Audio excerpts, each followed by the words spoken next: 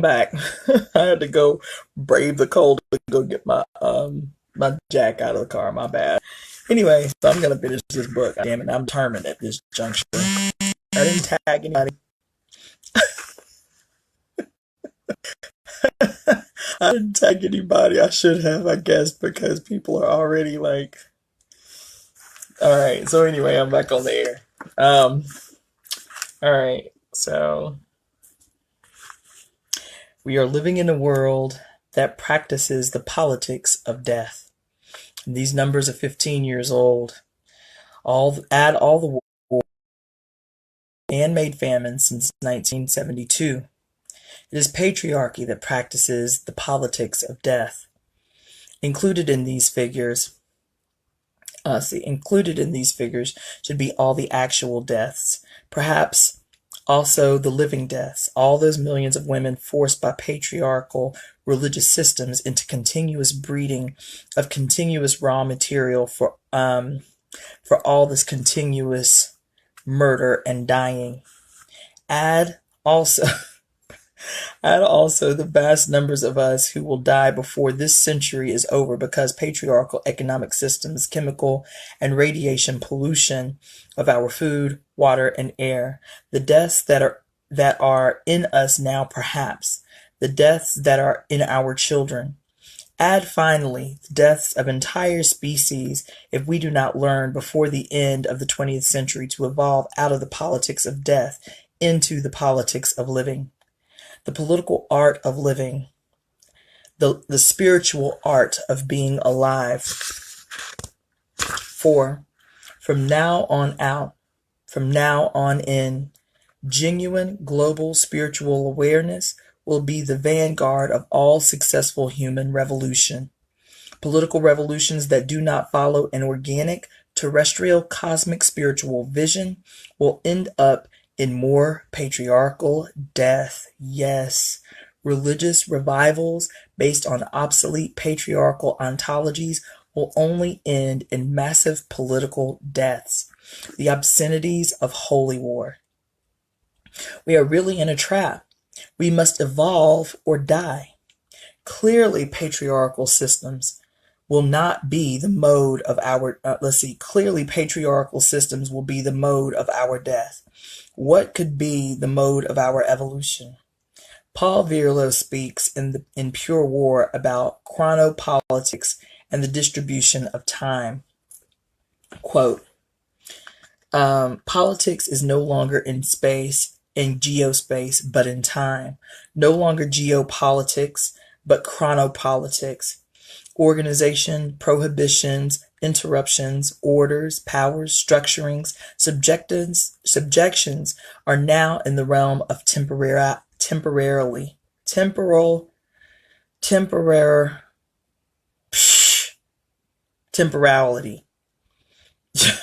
And that's where resistance should be. If we fight in space instead of fighting in time. Let's see. And that's an end quote. We will not find the enemy because the enemy does not exist in space, but in time. 4,000 years ago, we are about to destroy each other and the world because of profound mistakes made in the Bronze Age patriarchal ontology. Mistakes about the nature of being, about the nature of human being in the world.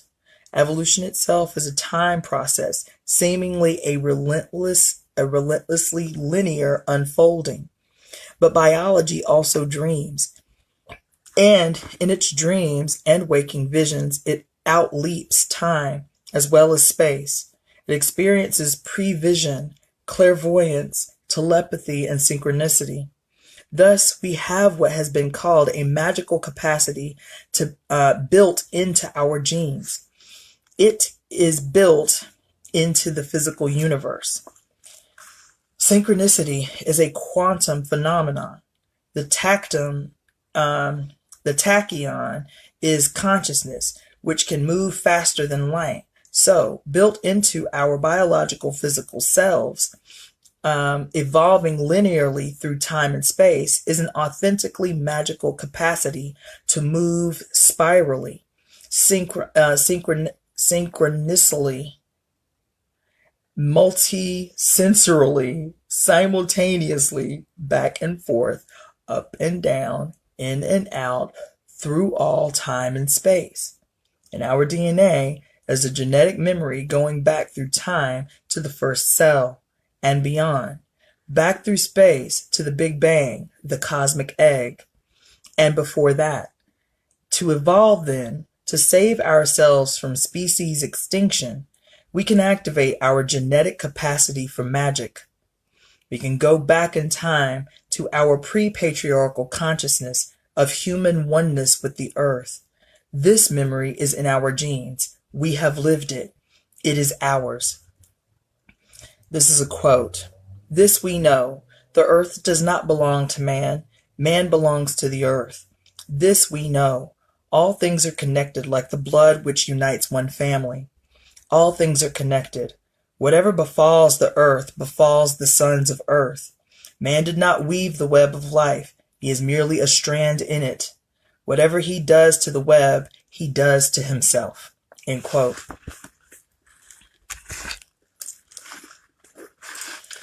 These were the words of Chief Seattle in 1852, but they are not in quote Indian words alone. Indian words alone of one century or another. They are an articulation of all human memory. They are our global memory. As we all recede backward through the Christian era, through the Bronze Age, through the Neolithic, through the Stone Age consciousness of Cro-Magnon and Neanderthal, through the primates, mammals, birds, reptiles, starfish, algae to the first cell. By going back to our clear knowledge that the earth does not belong to us, but rather we belong to the earth. As the cosmos does not belong to us, we belong to the cosmos. We can also leap forward to that time when we know with equal clarity that we all belong together, belong equally with one another on the earth, which is our mother and our home, within a universe that is eternally God's body and our home. Such words as Chief Seattle's are not moral sentiments or emotional wishes. They are statements of cosmic law, of biological physical law. Our consciousness is a property of our biological being. At the deepest levels of biological and of physical being, all consciousness in the universe is inextricably linked in a galactic network or webwork of mutual awarenesses and mutually interchanging gestalts. This mutual interaction may be described as the brain of God, in which all thoughts are living realities. This is where we live, either mutually evolving or mutually dying, just as all thoughts either realize themselves or die. Within such a living and dying cosmos, how can we make rational distinctions between spirit and flesh and social system? Spirit and flesh, spiritual systems and political systems and economic systems and social systems. Clearly, they are all bound together and interacting thoughts. And therefore, such words of Chief Seattle's are also statements of political, social, and economic law. They tell us that within such a cosmically extenuated webwork of mutually interacting and intersensing thoughts, profit can never be a good word, nor can individualism in pursuit of profit be a wholesome or sane activity. Profit is always at the expense of the whole world. The isolated individual does not exist. Personal profit is an illusion of imbalance, and all rebalancing involves massive repercussion.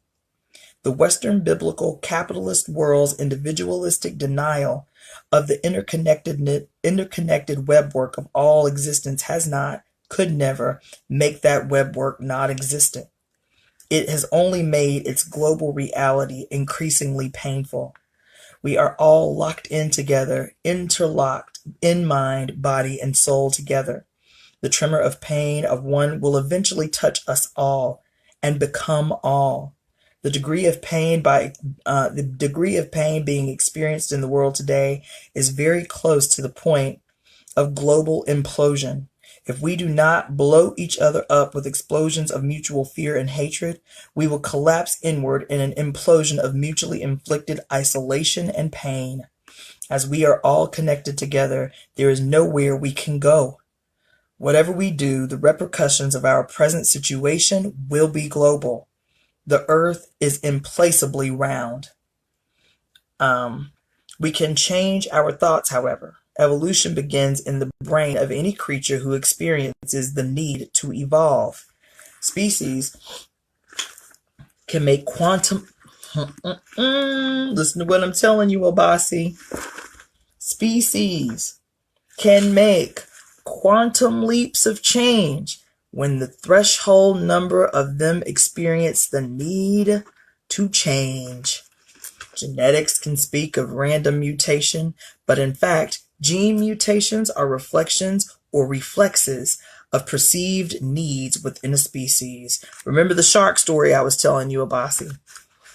Biology can make mistakes, but not because it is unconscious. Biology is profoundly conscious and profoundly responsive to thought and the perceived need. As a species, we must attain that threshold number of conscious beings who perceive totally our need to evolve quickly and the optimal direction of that evolution. To do this, we must experience the spiritual as well as the physical oneness of our species. Patriarchal religions, economic and political systems are based upon the systematic inculcation of our human and irreparable differences of sex, of color, of caste, of class, of religion and nation and geographical region. The constant exacerbation of these differences, patriarchy thrives on such exacerbation, prevents us from attaining that common consciousness we need as a species in order to bring about our own evolution, our survival, that is, via evolution. We must remember the chemical connections between ourselves and the stars, between the beginning and now. We must remember and reactivate the primal consciousness of oneness between all living things. We must return to that time in our genetic memory and our dreams when we were one species born to live together on Earth as her magic children. These are things human beings have known for most of our time on Earth. For at least 500,000 years, we have known them. For about 5 billion years of Earth time, we have known them. For a good 13 billion years of galactic time, we have known them. And, no doubt, longer than that. Set against this long galactic, terrestrial, and human time of knowing our oneness, the past 4,000 years of patriarchy's institutional and doctrinal denial of our oneness, once we see it for what it was, will appear a mere aberration, just a brief forgetting. That is the end of that chapter. This is the last chapter of the whole book that we've been reading since September. The great cosmic mother rediscovering the religion of the earth. Here we go. This is a very short chapter. Let's pass it off. Go ahead and read it. Name of this chapter, the final chapter in this dynamic book, is Respell the World. Witches cast spells, not to do evil, but to promote changes of consciousness. Witches cast spells as acts of redefinition. To respell the world means to redefine the root of our being. It means to redefine us and therefore change us by returning us to our original consciousness of magical evolutionary processes. This consciousness is within us, in our biology, and in our dreams. It works on subliminal levels, whether or not we are aware of it, because it is the energy of life and imagination. When we are aware of it, it works for us as the energy of destiny, and it is powerful with the genuine power of biological life and cosmic imagination. Perhaps ancient women had access to psychic and physical powers as we have forgotten. Ancient peoples of both sexes living under the Stone Age Great Mother, like those remaining of Earth's primal people today, had magical powers of telepathy, clairvoyance, precognition, teletransportation, of firewalking and shape-changing, of healing and building, not because such powers were, quote, pagan superstitions or of the devil, but because they are natural powers of the earth. We know that the psychic, physical, spinal techniques of illumination used by yogis and mystics, technical powers that lie dormant within all of us, were first developed by women as natural modes of communication with the larger self, the earth, and the cosmos. During the later Paleolithic and throughout the Neolithic, sexual and spiritual powers were fused through techniques of meditation, use of natural hallucinogens, and the spiraling, mandalic dances of creation, dissolution within the great caves, labyrinths, and stone circles. The energies generated by these techniques became power used to the benefit of all, which is the only way power can be safely used. Ancient legends speak of the winged radiance of those who have achieved the dynamic equilibrium, the ecstatic union of the currents, which is the description of those who have raised evolutionary energy in the form of the Kundalini, the cosmic serpent, up through the spinal world tree of all manifest being, until it reaches the highest chakra of the human mind, becoming winged illumination. These beings were called the undivided ones of original Gyandrous consciousness. With such powers, perhaps, mountains could be moved. Truly, great earth mounds could be built, great stones lifted and transported for miles, underground temples carved out of rock without the use of metal tools, i.e., great acts of physical construction could be performed without force or slave labor, as expressions of a common consciousness and a common will. More important, acts of mental construction were performed which allowed people to live together harmoniously in meaningful and exciting intercommunication with all the creatures of the earth, Earth herself, and the energy beings of the moon, sun, planets, and the stars. The time when the mountains sang and the rivers clapped hands was perhaps that numinous terrestrial time when all human beings were able to live harmoniously and consciously together as magic children within the living body of the cosmos. Perhaps. We do not know. We can only look at the evidence and imagine. We know only what we can imagine. We know only that we can imagine. That we can imagine as no other creature on earth can do. Signifies our uniqueness, both its quality and its purpose. We are the imagining animals. We are the ones who participate in the earth's evolutionary process of imagination. For what is every manifest life form and activity on earth if not the products of earth's imagination? Imagination, which is a form of memory moving both forward and backward in time, i.e., the creative process itself.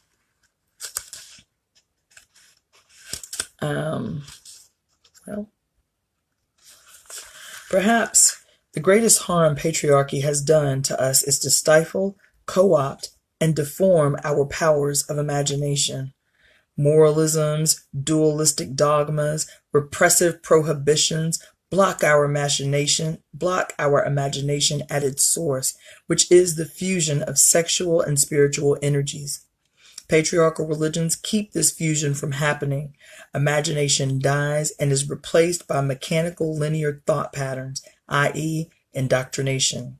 Human beings crippled in our imaginations, or no longer able to live in the terrain of dreams, are human beings undergoing indoctrination, exploitation, and colonization. Soon, the only way to get there anymore is via drugs, drunkenness, and madness, or vicariously through the art and entertainment industry. Ooh! Patriarchy is an anti-evolutionary and an anti-magic force. By cutting us off from our long evolutionary history, and in particular by dishonestly teaching us that our pre-patriarchal ancestors were immoral savages, or stupid, unrealized beings whose lives were only nasty, brutish, and short. It blocks our access to our own blood history. It cuts us off from millions of years of creative evolutionary energy stored up in our genes, our genetic memories, the powerhouses of imagination. It lies to us about who we are by telling us lies about who we are. It changes us from magical to sinful in order to make us believe we need patriarchy to save us from ourselves. By cutting us off from magic as natural property of Earth, as a conscious form of biological energy, patriarchy further tries to make us dependent upon its mechanical systems and definitions as the only modes of life that work. In its denial of magic, patriarchy creates objectivity. Ooh, shit. Patriarchy creates objectivity as the only legitimate mode of knowledge. Objectivity, as we've said, is a spectator sport because it's a spectator sport based upon the illusion that the observer is outside the phenomenon being observed. The objective observer denies his participation in the observed phenomenon by virtually killing it, by making it into a dead thing. Thus, all objective information is analogous to autopsy studies done on a corpse. Patriarchy has tried to render and redefine the entire earth and all its creatures as dead things in order to sustain its pretense of possessing objective information about all of us. Objective information, as Foucault has also shown, is merely a tool of control and exploitation. It is one of the modes of illegitimate power, otherwise known as profit. Subjectivity, we must know, is the only state of experience in the universe. The only state of experience being is that of subjective experiencing itself, of the subject experiencing itself and the world from within. This includes the self-experiencing itself experiencing the subjective things. There is no such thing as object, because there is no such thing as experience itself as object. We are only subjects with the illusion of experiencing other subjects as objects. The object exists only and definitively as an aspect of the subjective consciousness, the aspect that defines me and that, and some apprehension of a border between. As quantum physics shows us, this apprehension of a border is purely a subjective one, the kind of border found in the cartoons and coloring books, and in the more subtle technology of the human eye. Physically, i.e. in quantum reality, no borders exist. No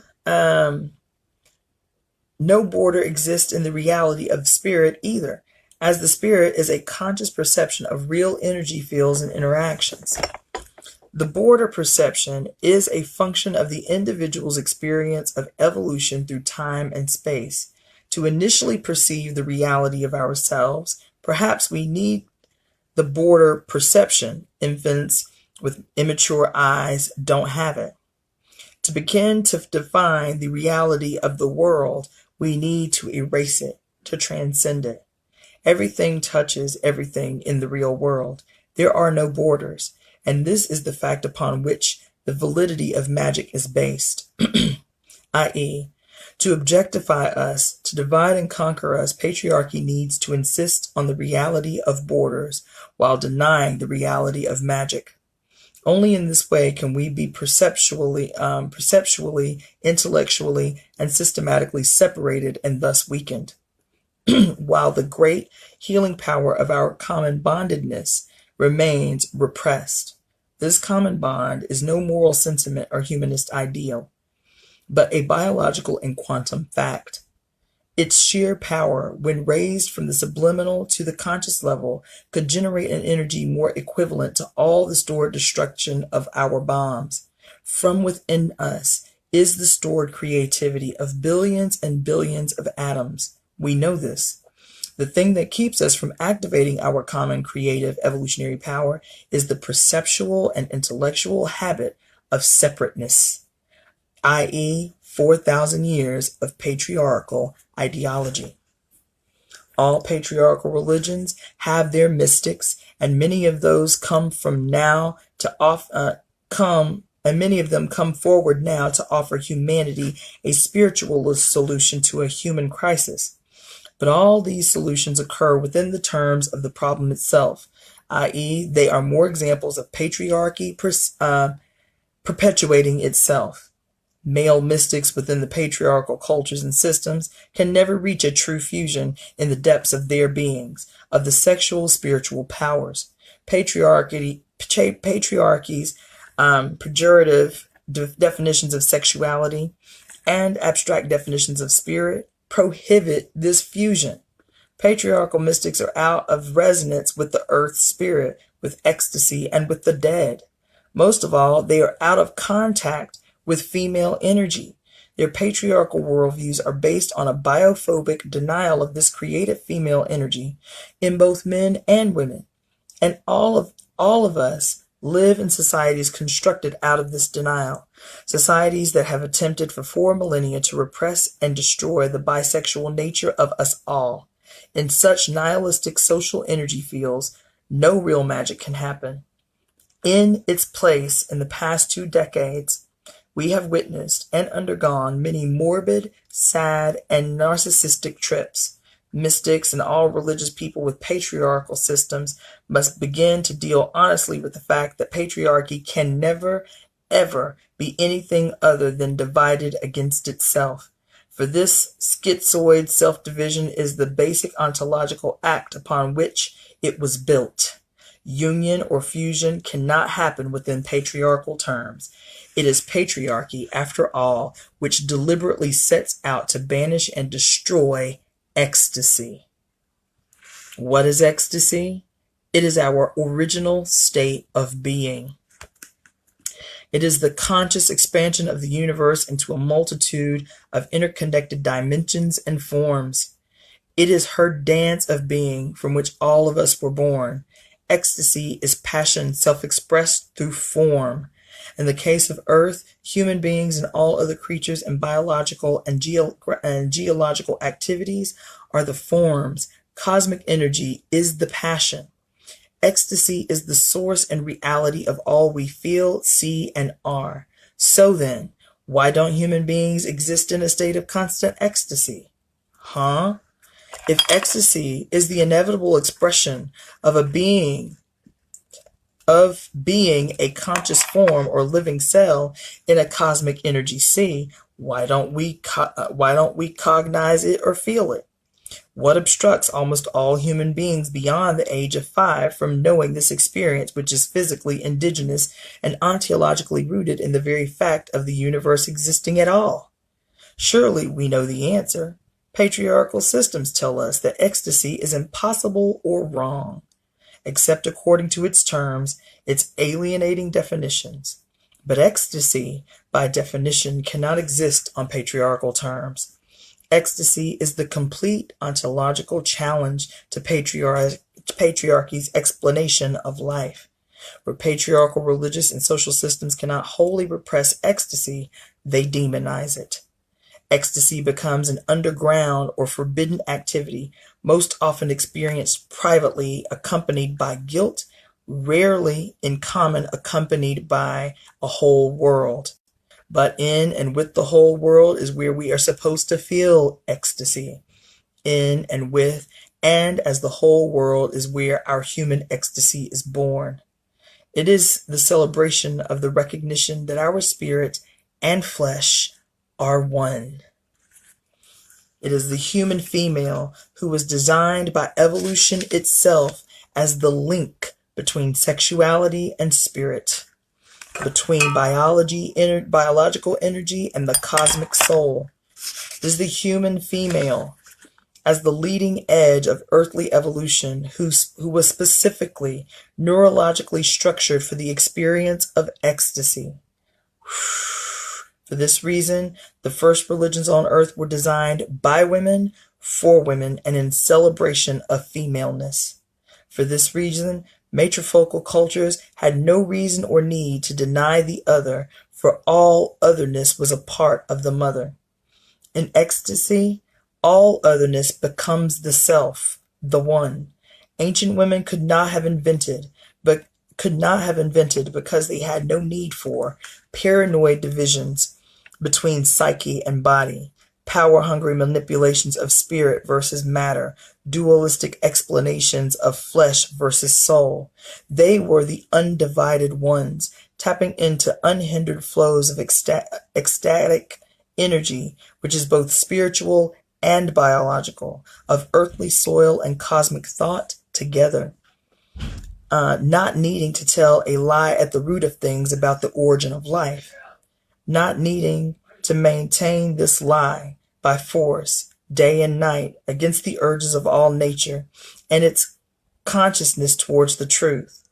Women's cultures would not have needed to maintain themselves by energy repressive systems, by coercive and punitive surveillance systems based on social castes and economic status or skin color or eye color or dress. Nor would there be any need for hierarchic organizations, tyrannical terrors, or political frauds. All these patriarchal accoutrements are necessary to enforce mechanical order in the absence of organic order. All these patriarchal machineries are necessary to enforce the repression of common ecstasy, an ecstasy indigenous to all cultures that exist to realize rather than to deny the one at the heart of all. A return to the goddess is not a backward trip through space or time. The human race cannot really return to infancy. We are too far gone for that. We are too far gone for that. We return to the goddess by remembering, redefining, respelling, by turning, as in a dance, away from one gesture and towards another. Patriarchal ontology is based on a three-dimensional reality. Modern physics is showing us that the universe has not 4 dimensions, but as many as 11 dimensions, perhaps more. The universe is undergoing ecstatic exponential expansion into 11 or more dimensions. Surely 3-dimensional religions cannot keep us in touch with such a universe. If we do not want to die, then we must evolve. And that means we must dance. Expand exponentially with the dancing cosmos. We return to the cosmos only by becoming lovers of life, rather than life's victims, voyeurs, and policemen. How twisted we have become within the biophobic religions, spending most of our waking hours in grotesque postures of aggression, hurry, hate, self-righteousness, resentment, paranoia, and murderousness. Under the rule of the patriarchal God, we are all gargoyles, characterized by rigid poses that reveal mostly our terrible fears and greeds, eaten away from the inside by cancerous needs. To return to harmony, to return to the goddess, to become lovers of the goddess once again, we must realign our gestures into those of dancers. We must become beings who do not wish to control life, but only listen to its music and dance it.